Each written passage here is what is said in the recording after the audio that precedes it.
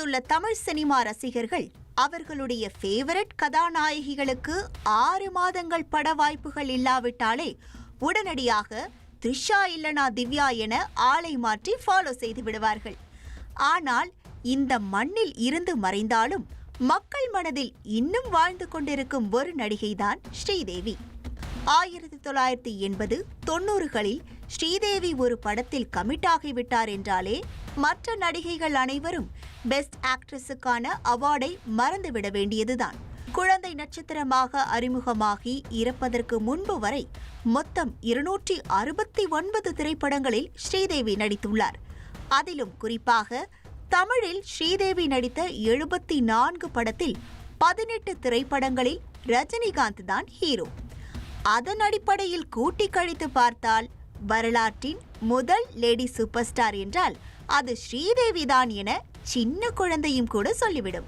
1988 ஸ்ரீதேவியும் ரஜினிகாந்தும் ஹிந்தியில் சால்பாஸ் என்கிற திரைப்படத்தில் ஒன்றாக நடித்துக் கொண்டிருந்த சமயம் அது.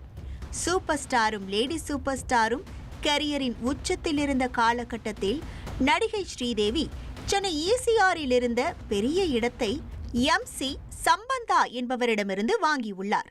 ஸ்ரீதேவி தமிழ் பெண் என்பதால் ஃபியூச்சரில் அவருக்கு ECRல் வாங்கிய இடத்திலேயே பங்களா கட்டி வருங்கால கணவரோடு செட்டில் ஆக வேண்டும் என்கிற எண்ணம் கூட இருந்திருக்கலாம்.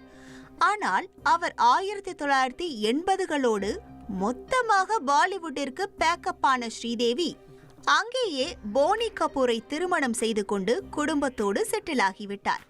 அதன் காரணமாக சென்னை ECRல் இருந்த ஸ்ரீதேவியின் இடத்தை அவரின் குடும்பத்தினர் கடந்த 37 வருடங்களாக ஃபார்ம் ஹவுஸாக பராமரித்து வந்துள்ளனர். இந்த சூழலில்தான் தற்போது MC சம்பந்தா முதலியாரின் மகன் வழி பேரனும் 2வது மனைவி வழி வந்த வாரிசுகளும் அந்த சொத்தில் தங்களுக்கு உரிமை உள்ளதென பிரச்சனை செய்ய தொடங்கியுள்ளார்கள். ஸ்ரீதேவி தற்போது உயிருடன் இல்லாத நிலையில் இது தொடர்பாக போனி கபூரும் சட்டப்பூர்வமாக விசாரித்துள்ளார். அதில் 1960ஆம் ஆண்டு பிப்ரவரி மாதம் 14ஆம் தேதி காதலர் தினத்தன்று அந்த சொத்தை முதலியாரின் குடும்பத்தினர் பரஸ்பர ஒப்பந்த அடிப்படையில் பிரித்துள்ளதும் முறையாக வெள்ளங்கம் பார்த்த பிறகுதான் சொத்தை வாங்கி பத்திரப்பதிவு செய்திருப்பதும் தெரிய வந்திருக்கிறது.